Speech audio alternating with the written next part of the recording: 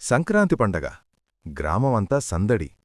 చుట్టూ రంగురంగుల పతంగులు, మధ్యలో కోడిపందాలు, అరుపులు, డప్పులు, డబ్బుకట్టలు. అక్కడ నిలబడ్డాడు హల్క్. ఈసారి గెలిస్తే అమ్మకు కొత్త చీర, ఇంట్లో పండగ. హల్క్ కోడిని చూస్తూ మనసులో ఒక్కటే మాట: ఈ సంక్రాంతి మారాలి. పందెం మొదలైంది. గెలుపు దగ్గరగా వచ్చింది అనుకున్న క్షణంలో ఒక్క దెబ్బ. హల్క్ కోడి కింద పడింది. మౌనం. తరువాత నవ్వులు. సంక్రాంతి కూడా వీణ్ణి గెలిపించలేదురా అన్నారు.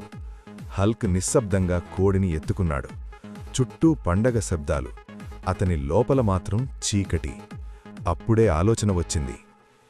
పండగంటే పందెం కాదు, కుటుంబంతో ఉండడమే నిజమైన సంక్రాంతి. హల్క్ పందెం వదిలేసి ఇంటికి వెళ్ళాడు. ఇంట్లో అమ్మ చేతిలో చిన్న బెల్లం ముక్క పెట్టాడు. అమ్మ నవ్వింది.